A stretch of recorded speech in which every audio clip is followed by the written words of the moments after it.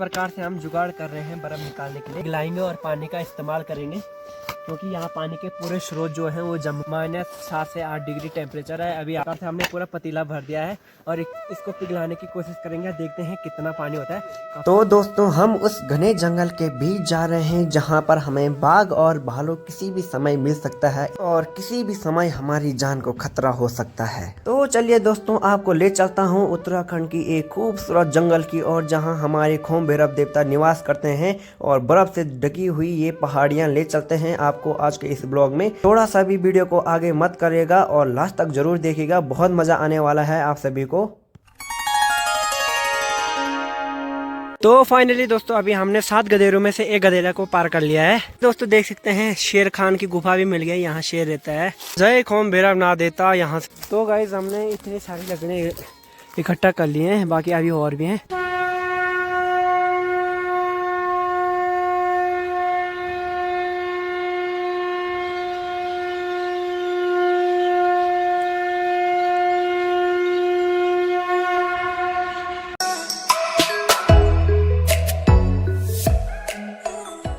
Hello everyone, welcome back my YouTube channel. तो कैसे आप सभी लोग, आई होप आप सभी बढ़िया होंगे। तो गाइस आज का ब्लॉग शुरू हो रहा है मेरा शूरभांगर के एक छोटे से गांव से। आज जा रहे हैं हम खोम भैरव नाथ टेम्पल की ओर, यानी कि हमारे जो खोम भैरव देवता है, आज हम विजिट करने वाले हैं खोम भैरव नाथ टेम्पल।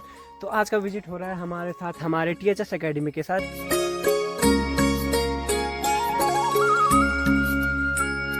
तो गाइस आज फाइनली जा रहे हैं हम खोम भैरव नाथ टेम्पल की ओर। बाकी आज जा रहे हैं हम THS अकेडमी अपने सर के साथ। बाकी हमारे साथ जुड़े हैं हमारे दीपक भाई, संदीप भाई, करण भाई और हमारे सर। हम शूरभांगर से काफ़ी ऊपर आ गए हैं, यानी कि 2 किलोमीटर के अराउंड हमने चढ़ाई कर ली है। यहाँ से खोम भैरव नाथ की चढ़ाई बाकी 10 किलोमीटर के आसपास अभी बाकी है। बाकी इन उत्तराखंड के इन खूबसूरत वादियों का आनंद लेते हुए चलते हैं हम खोम भैरव टेम्पल की ओर। बाकी दोस्तों आपने मेरे चैनल पर खोम भैरव देवता की पहले वाली वीडियोस भी देखी होंगी। तो आज काफी दिनों बाद हम फिर जा रहे हैं बाबा के दर्शन करने अपने एकेडमी के साथ। दोस्तों के साथ कई बार गए हैं, तो आज हम टीचर की वजह से जा रहे हैं। हमारे सर आगे आगे और इन उत्तराखंड के इन खूबसूरत वादियों के बीच और घना घोर जंगल, ऐसी जगहों में कई जानवरों की डर होती है, जैसे भालू और बाघ वगैरह। जो आजकल बाघ तो उत्तराखंड में काफी लगा है, कल हर जगह गांव में बाघ की खबरें सुनाई दे रही हैं, लेकिन उत्तराखंड के इन खूबसूरत वादियों का आनंद भी लेना जरूरी है।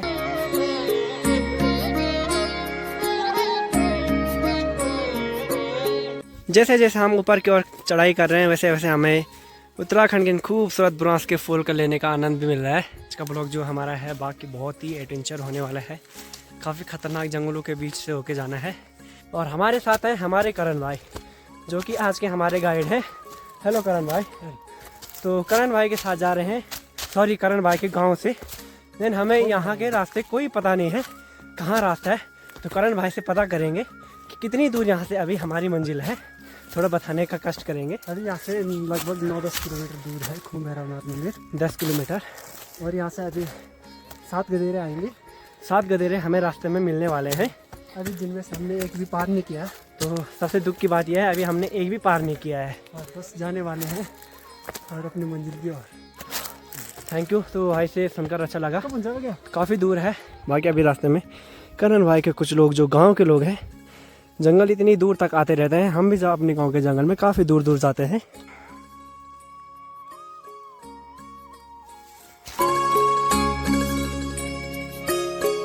दोस्तों देख सकते हैं धीरे धीरे हमें जो है हमारे बुरांस के फूल भी देखने को मिलते हैं रास्ते में, क्योंकि हम इतनी चढ़ाई इतनी ऊंचाई पे पहुंच चुके हैं कि अब बुरांस के फूल जो है हमें आसानी से मिल पा रहे हैं। देखिए ऊपर पहाड़ों से पानी को गांव तक कैसे पहुंचाया जाता है। इतने मोटे मोटे पाइप जो हैं जंगलों में फीड किए जा रहे हैं और यहाँ से गाँव के लिए पानी इन पाइपों के द्वारा जाएगा। तो दोस्तों अगर आप भी ट्रैकिंग का शौक़ रखते हैं, तो ट्रैवलिंग का शौक़ तो हर किसी को होता है, लेकिन ट्रैकिंग का शौक़ जो है बहुत कम लोगों को होता है, जिसमें से हम जो टीममेट हैं हमें भी ट्रैकिंग का बहुत शौक़ है। आप यही अंदाज़ा लगा सकते हैं। आज खोम भैरव नाथ की ट्रिप मेरी तीसरी बार हो रही है लाइव में।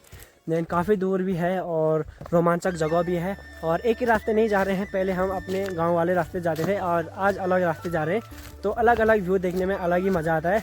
हमारे दीपक भाई जिनके गाँव से चोपड़ा गाँव के हैं, जिनके गाँव से खोम भैरव नाथ सिर्फ 5 किलोमीटर की दूरी पे है, बट आज वो हमारे साथ इस रास्ते जा रखे हैं जहाँ से 12 किलोमीटर की दूरी है। तो ये भी ट्रैकिंग का शौक़ होता है कि कितनी दूर होगा उतना रोमांचक सफ़र होगा। तो अगर आप भी ट्रैकिंग का शौक़ रखते हैं तो एक बार हमारे उत्तराखंड में आकर हमारे जो खोम भैरवनाथ देवता का मंदिर है, एक बार इसको भी ज़रूर विजिट करिएगा। और ये उत्तराखंड की खूबसूरत नज़ारे आपको और कहीं नहीं, बस उत्तराखंड में ही देखने को मिलेंगे। और इन पतले पतले रास्तों से होकर जाना है, काफ़ी रिस्क भरा रास्ता होता है, अपने रिस्क पर चलना होता है। अगर फिसल गए तो काफ़ी नीचे झाड़ी जो है, काफ़ी गहरी खाई होती है, उसका तो अता पता नहीं है कहाँ तक खाई है। बाकी अभी एक दोस्त ये हैं और हमारे दीपक भाई और सर और हमारे संदीप भाई जो है पीछे आ रहे हैं, तो सर थोड़ा स्लो चल रहे हैं। तो भाई हमने भी निकाल दिए हैं 2-4 बुरांस के फूल। तो काफ़ी चढ़ाई है तो बैग एक्सचेंज करके ले जाएंगे। मेरे पास दे दे भाई अब। अब तक दीपक भाई ला रहे थे एंड बाकी थोड़ी देर में ले चलता हूँ यहाँ से। इस पर हमने कंबल रखे हैं क्योंकि भैरवनाथ में काफ़ी ठंडा है, तो रिस्क नहीं लेने का, कंबल अपने साथ लेके चलते हैं। चेक आउट दिस गाइस, देखो कितना घना जंगल है। बाकी डरावना तो काफ़ी है, यहाँ भालू वगैरह जो है कहीं पर भी मिल सकते हैं, शेर जो है कहीं पर भी मिल सकता है। तो फाइनली दोस्तों अभी हमने 7 गधेरों में से एक गधेरा को पार कर लिया है। मैंने तो नहीं किया लेकिन सर लोगों ने कर लिया है, तो हम भी कर लेते हैं। तो यहाँ पर उत्तराखंड में हर जगह पर प्रकृति के द्वारा बनाए हुए छोटे छोटे पानी के स्रोत भी हैं, जहाँ पे हम पानी का आनंद ले सकते हैं बिना कोई फिल्टर का। फाइनली दोस्तों अभी हमने एक ग्राउंड में आ गए हैं। फाइनली दोस्तों अभी हम एक ग्राउंड में पहुंच गए जो कि हमारी इस यात्रा का पहला सफ़र है, यानी कि पहला ग्राउंड और पहला गधेरा क्रॉस कर लिया है, पहला ग्राउंड में भी पहुंच गए हैं। बाकी देख सकते हैं यहाँ से काफ़ी प्यारा नज़ारा। बाकी दोस्तों देख सकते हैं उत्तराखंड में ऐसे जंगलों में कहीं कहीं पर ये गौशाला ऐसे देखने को मिलते हैं, पुराने ज़माने के खंडर वगैरह ऐसे बने रहते हैं। यहाँ से कितना प्यारा नज़ारा है इन वादियों का, देख सकते हो। वाह वाह वाह।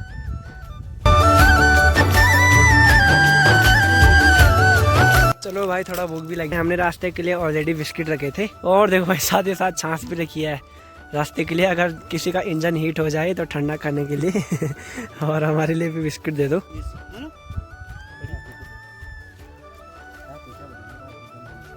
देख सकते हैं सबसे अच्छा काम ये किया गया है, रास्तों में ऐसे झंडे बांध रखे हैं, कोई भी मुसाफिर जो है आ रहा हो मंदिर की ओर तो रास्ता ना भूले। फाइनली दोस्तों इसी के बीच हमने दूसरा गधेरा पार कर लिया है, ये दूसरा गधेरा आ गया है। माना कि आजकल इसमें पानी की बहुत कमी है और सारे रास्ते ये देखो भाई झंडे लगाए हैं, यहाँ पे भी लगाया है, आगे पे भी लगाया है, क्योंकि इस जंगल में अगर कोई रास्ता भटक जाता है तो काफी खतरा, और अकेला आदमी होगा तो उसके लिए और भी ज्यादा डरावनी बातें होंगी कि शेर, भालू, कई जंगली जानवर जो हैं हमला कर सकते हैं। इसलिए भैरव देवता के झंडे हर जगह पे बांधे गए हैं। जय खोम भैरवनाथ देवता, यहाँ से हमें बोर्ड मिल गया है, इस रास्ते जाना है। बाकी तीसरा गधेरा भी हमें मिल गया है, साथ ही साथ तीसरा गधेरा कंप्लीट हो गया। बाकी आजकल गधेरों में पानी सूख गया है, किसी किसी गधेरे में पानी मिल रहा है। दोस्तों देख सकते हैं शेर खान की गुफा भी मिल गई, यहाँ शेर रहता है, काफ़ी लोगों ने यहाँ पे कई बार शेर को देखा है। फाइनली दोस्तों काफ़ी क्लाइम करने के बाद हम अभी पहुँच चुके हैं चौथे गधेरे पे। ये हमारा चौथा गधेरा है। फर्स्ट गधेरे और चौथे गधेरे पे हमें पानी मिला है भाई, देखो भाई। और इतने सारे जंगल, इतने सारे पेड़ पौधे यहाँ टूट रखे हैं। बाकी देख सकते हैं आगे कितना खतरनाक नज़ारा है भाई, किसी किसी के तो हिम्मत भी नहीं होगी यहाँ आने की।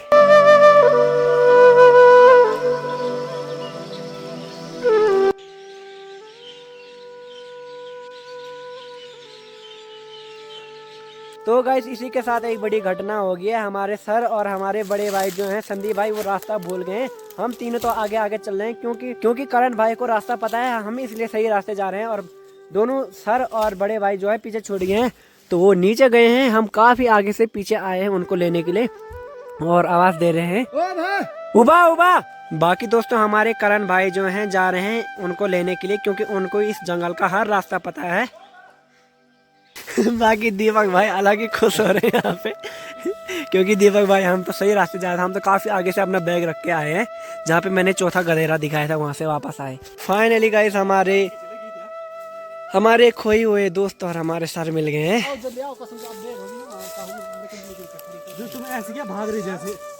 बाकी यार सर ने पहली बार एडवेंचर किया कुछ, तो इसमें भी रास्ता भूल गए हैं। हमारे संदीप भाई रास्ता भूल गए थे, इसलिए रास्ता भूलना पड़ा सर को भी। फाइनली दोस्तों अभी हम पहुंच, बाकी हमारे ये 5वां गधेरा हमने क्रॉस कर लिया है।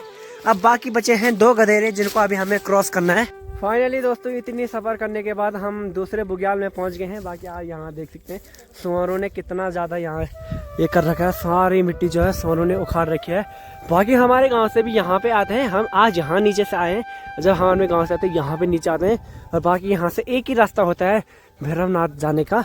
यहाँ से देखो बीच में अंधेरा है जहाँ पे, यहाँ पे वो रास्ता है जहाँ पे झंडा दिखाई दे रहा है। बाकी यहाँ पे एक प्रतिछालय भी बना रखा है जहाँ पे थोड़ी देर रेस्ट करने वाले हैं। फाइनली दोस्तों अभी हम खोम भैरवनाथ पहुँचने वाले हैं। 1 से 1.5 किलोमीटर की दूरी बची है। बट इसी के बीच एक समस्या हो गई है, बर्फबारी होने लगी है। ना बारिश हुआ ना कुछ हुआ, सीधे बर्फबारी शुरू हो गई है। और देख सकते हो उत्तराखंड में मौसम का कोई भरोसा नहीं है इन हाइट वाली जगहों पे। और यहाँ पे अभी बर्फबारी भी शुरू हो गई है। दीपक भाई के सर पे देख लो सफ़ेद सफ़ेद इतनी बर्फ़ गिर गई है। तो कोशिश रहेगी कि बर्फ़ गिरने से पहले हम मंदिर में पहुँच जाएँ और अपना सेफ हो जाएँ, क्योंकि अभी हमें वहाँ पहुँच कर पहले लकड़ियाँ भी इकट्ठा करनी है रात के लिए, खाना बनाने के लिए, कल के लिए। और बर्फबारी होगी तो फिर सारा प्लान जो है ख़राब हो जाएगा। देख सकते हैं इतनी ज़्यादा बर्फबारी होने लगी है। दीपक भाई के बैग में पूरी बर्फ गिर गई है। एंड बाकी आज लगता है पूरा खोम भैरव देवता प्रसन्न हो गए हैं हमारे आने से।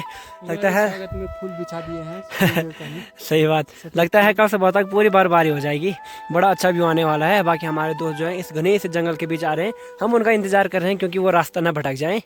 फाइनली दोस्तों अभी हम पहुंचने वाले हैं, यानी कि बस 100 मीटर की दूरी पे है। देख सकते हैं आगे यहाँ से बर्फबारी शुरू है, यानी कि बर्फ ऑलरेडी पहले से गिरी है।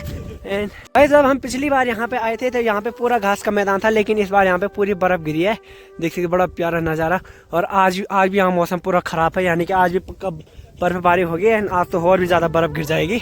यहाँ इस मौसम में बचने के लिए हमें सबसे पहले ज़रूरत पड़ेगी काफ़ी सारी लकड़ियों की, जो हम इस बर्फ़ में ढूंढने वाले हैं। एंड यहाँ पे बर्फबारी भी होने लगी है, तो हमें सबसे पहले जल्दी लकड़ियाँ ढूंढनी है। और यहाँ पे ऑलरेडी लकड़ियों का ओल्ड स्टोर है, तो यहाँ से लकड़ियाँ कलेक्ट करेंगे। देख सकते हैं आगे पूरी बर्फ़ ही बर्फ़ है। एंड हमारे संदीप भाई एंड टीचर्स आगे फोटोग्राफी खींचे, प्यारा सा व्यू यहाँ से देख सकते हैं आप, जो कि गाइस कुछ इस प्रकार से हमें लकड़ियाँ ले जानी हैं। एंड देख सकते हैं आगे हमारे कुछ इस प्रकार से हमारी टीम ले जा रही है भाई लकड़ी। एंड हमारे संदीप भाई भी और दीपक भाई भी ले रहे हैं लकड़ी। फाइनली दोस्तों we reach there and we climb complete for Khom Bhairavnath trip. And guys we reach then मैं and my friends my teachers and came to Khom Bhairavnath. After that I search for best room, then I collect for wood. तो guys इतने लकड़ी हमने इकट्ठे की हैं। अब बाकी ये हमारा आज रहने का बसेरा है। एंड टीचर्स लोग सर लोग आ रहे हैं। एंड ये आगे हमारा खोम भैरवनाथ देवता का मंदिर, कितना प्यारा व्यू आ रहा है गाइस। सबसे पहले हम लकड़ी कलेक्ट करेंगे एंड जा रहे हैं जंगल की ओर लकड़ी के लिए। तो गाइस देख सकते हैं ये है हमारे खोम भैरवनाथ देवता का रास्ता। यहाँ से थोड़ी सी दूरी पे, यानी कि 20 मीटर की दूरी पे हमारे खोम भैरव देवता हैं। तो अभी हम मंदिर में नहीं जा सकते क्योंकि हमें पहले अभी लकड़ी वगैरह कलेक्ट करनी है, बारिश का मौसम है।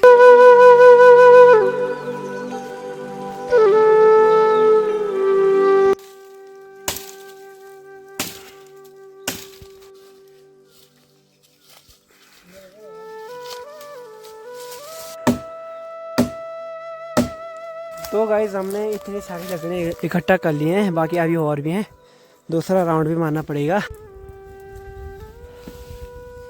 तो गाइज सबसे पहले पानी की व्यवस्था करेंगे और हमारे करण भाई जो है पूरा पतीला ले जा रहे हैं पानी के लिए। मैं ले जा रहा हूँ ये छोटा सा गागरी बंठा।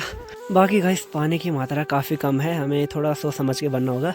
जग वगैरह लाना जिससे हमारे भरने के लिए आसानी होगी, वरना पानी ख़राब हो जाएगा। तो भाई लाए हैं फ्राई पैन, तो इससे भरने की कोशिश करेंगे पानी को आराम से। बाकी दोस्तों आटा वगैरह गूंद रहे हैं, साथ ही साथ मैगी बनाने की तैयारी है। आग भी जला रखी है, अब पहले चाय बना रहे हैं। देखो गाइस बाहर हो रही है बर्फबारी हल्की हल्की, अगर आप सभी को दिखाई दे रही होगी, ये हल्की बर्फबारी भी हो रही है।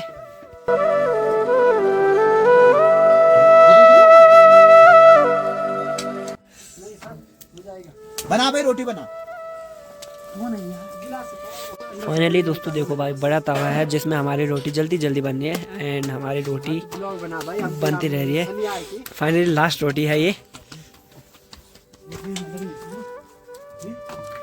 चलो गाइस पहले रोटी खा लेते हैं। एंड दीपक भाई भी शुरू कर दें और करण भाई आगे। सर यहाँ पे दुआ है, करण भाई थोड़ा साफ नहीं दिख रहे हैं। संदीप भाई भी शुरू करते हैं रोटी खाना। रोटी की कंडीशन थोड़ा इग्नोर करिएगा।